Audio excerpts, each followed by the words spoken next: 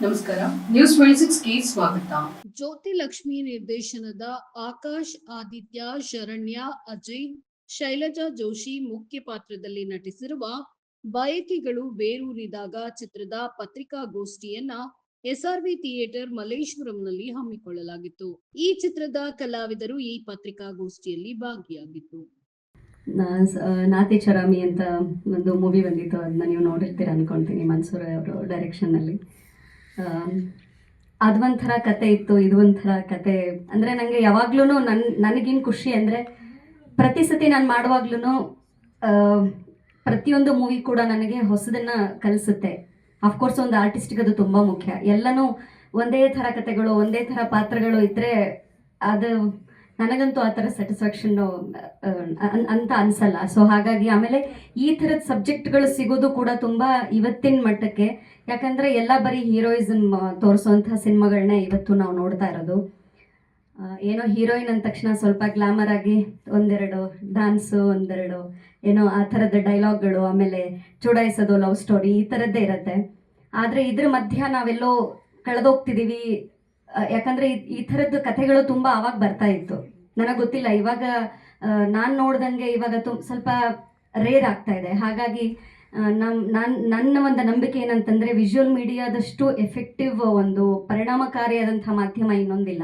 ಅದಕ್ಕೋಸ್ಕರ ನಾವು ಮೂವಿ ಮಾಡೋದು ಎಷ್ಟು ಮುಖ್ಯನೋ ಅದರಲ್ಲಿ ನಾವು ತುಂಬ ಜವಾಬ್ದಾರಿಯುತವಾಗಿ ಕೆಲಸ ಮಾಡಿ ಎಂಥ ಮೆಸೇಜನ್ನು ನಾವು ಸಮಾಜಕ್ಕೆ ತಲುಪಿಸ್ತಾ ಇದ್ದೀವಿ ಅನ್ನೋದು ಕೂಡ ಅಷ್ಟೇ ಮುಖ್ಯ. ನಮಗೆ ಏನೋ ನಾವು ಆ್ಯಕ್ಟ್ ಮಾಡಿಬಿಟ್ಟು ಹೋಗ್ಬಿಡ್ತೀವಿ, ಅವರು ಡೈರೆಕ್ಟ್ ಮಾಡ್ತಾ ಹೋಗ್ತಾರೆ, ಅಥವಾ ಪ್ರೊಡ್ಯೂಸರ್ ಪ್ರೊಡ್ಯೂಸ್ ಮಾಡಿ ದುಡ್ಡು ಮಾಡ್ಕೋತಾರೆ ಅನ್ನೋದಲ್ಲ.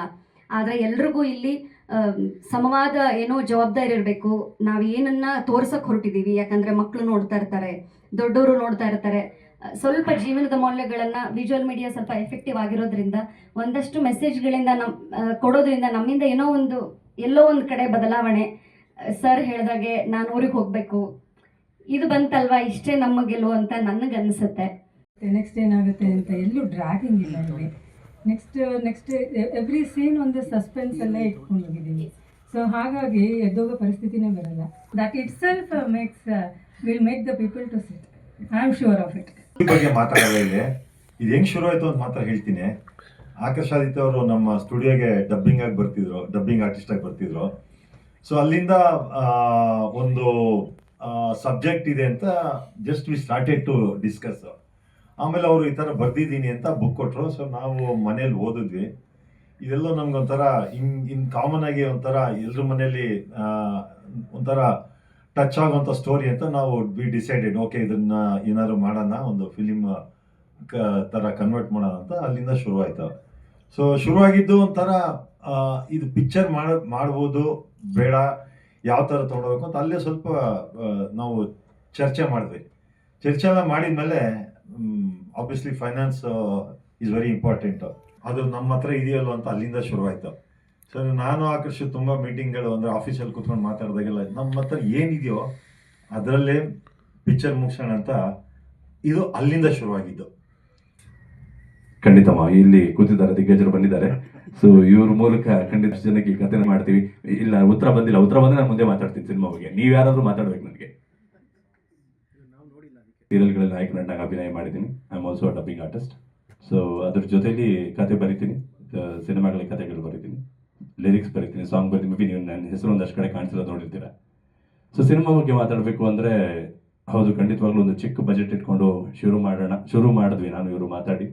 ಸೊ ನನಗೆ ಆಲ್ರೆಡಿ ಯಾರು ಆರ್ಟಿಸ್ಟ್, ಯಾರು ಆ್ಯಕ್ಟ್ ಮಾಡಬೇಕು ಅಂತ ನಾವು ಆಡಿಷನ್ ಮಾಡಿಲ್ಲ, ಸೆಲೆಕ್ಷನ್ ಮಾಡಲಿಲ್ಲ. ಎಲ್ಲರೂ ನನ್ನ ಜೊತೆ ಹಿಂದೆ ಆಲ್ರೆಡಿ ಕೆಲಸ ಮಾಡಿರುವಂಥವ್ರೆ. ಅವರನ್ನು ಮಾತ್ರ ಡೈರೆಕ್ಟಾಗಿ ಮಾತಾಡಿಸಿ ಹೀಗಿದೆ ಕತೆ ಅಂತ ಹೇಳಿ ಪ್ರೊಡ್ಯೂಸರ್ಗೆ ಕನ್ವಿನ್ಸ್ ಮಾಡಿ, ಸರ್ ಅಷ್ಟು ಏನೋ ಒಂದು ಮಾಡೋಣ ಅಂತೆಲ್ಲ ಹೇಳಿ, ಆಮೇಲೆ ಮೇಡಮ್ನ ಕನ್ವಿನ್ಸ್ ಮಾಡಿ, ನೋಡಿ ಇದು ನಮ್ಮ ಟೀಮು, ಇವ್ರನ್ನ ಇಟ್ಕೊಂಡು ಮಾಡ್ತೀವಿ, ಇವ್ರನ್ನ ಇಟ್ಕೊಂಡು ಮಾಡೋಣ ಅಂತೆಲ್ಲ ಮಾತಾಡಿ.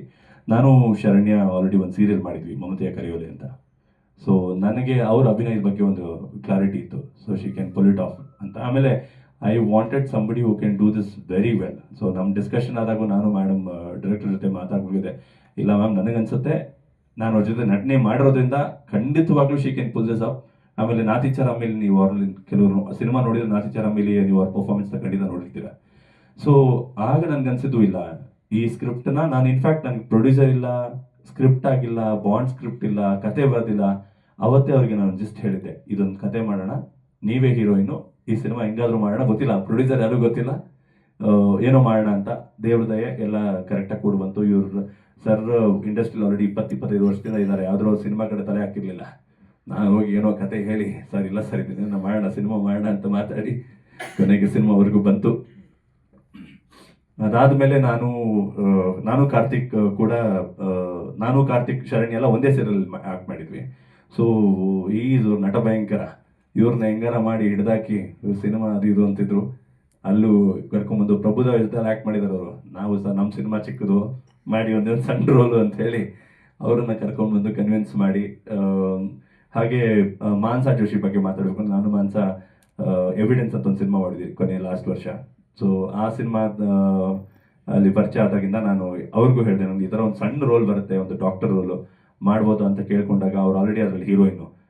ಪರವಾಗಿಲ್ಲ, ಕತೆ ನನಗೇನು ರೋಲ್ ಚೆನ್ನಾಗಿದ್ದರೆ ಸಾಕು, ನಾನು ಬಂದು ಮಾಡ್ತೀನಿ ಅಂದರು.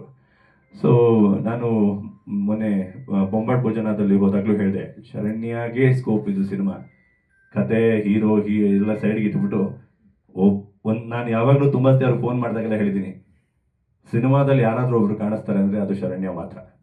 ಇಡೀ ಸಿನಿಮಾ ಕಾಣ್ತೀರಾ, ನಿಮ್ಮ ನೆಕ್ಸ್ಟ್ ಲೆವೆಲ್ಗೆ ಹೋಗ್ಬಿಡ್ತೀರಾ ಈ ಸಿನಿಮಾ ಆದಮೇಲೆ ಅಂತ ಪ್ರತಿ ಹೇಳಿದ್ದೀನಿ. ಸೊ ಹೊಯ್ಸಳ ಅವರು ನಮ್ಮ ಸ್ಕ್ರೀನ್ ಪ್ಲೇಲಿ ತುಂಬ ಹೆಲ್ಪ್ ಮಾಡಿದ್ದಾರೆ. ಇದು ಬುಕ್ ಆಗಿದ್ರಿಂದ ಸೊ ಆಲ್ರೆಡಿ ಒಂದು set off screen play ready ಇತ್ತು, ಡೈಲಾಗ್ ವರ್ಷನ್ ಇತ್ತು.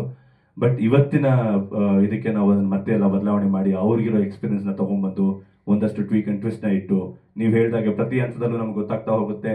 ನಾವು ಯಾವಾಗ ಆಡಿಯನ್ಗೆ ಅದು ಪ್ರೊವೋಕ್ ಮಾಡುತ್ತೆ ಅಂದರೆ, ನಾವು ಒಂದು ಸಿನಿಮಾ ನೋಡಿದ ತಕ್ಷಣ ಈ ಕತೆ ಗೊತ್ತು ನನಗೆ ಇಲ್ಲಿಂದ ಏನಾಗುತ್ತೆ ಅಂತ ಒಂದು ಜಡ್ಜ್ಮೆಂಟಲ್ ಮೂಮೆಂಟಿಗೆ ಬಂದ್ಬಿಡ್ತೀವಿ. ಅದಾಗಿಲ್ಲ ಅಂದಾಗಲೇ ಅದು ಒಂದು ಸ್ವಲ್ಪ ಕಿಕ್ ಕೊಡೋದು ಸಿನಿಮಾ. ಸೊ ಅದನ್ನು ಮಾಡುವಂಥ ಪ್ರಯತ್ನ ಖಂಡಿತ ಮಾಡಿದ್ವಿ ಅಂತ ಭಾವಿಸ್ತೀನಿ. ಸೊ ಇದು ಜನರಿಗೆ ತಲುಪಬೇಕು, ತುಂಬ ಜನ ಈ ಸಿನಿಮಾ ನೋಡಬೇಕು, ಇದರಿಂದ ಕಲಿಯೋದಿದೆ ನಮ್ಮ. ಇದಾಗಿತ್ತು ಲೇಟೆಸ್ಟ್ ಅಪ್ಡೇಟ್ಸ್. ಇನ್ನಷ್ಟು ಸುದ್ದಿಗಾಗಿ ನೋಡ್ತಾ ಇರಿ News 26 ಕನ್ನಡ. ನಾವು ನಿಮ್ಮೊಂದಿಗೆ.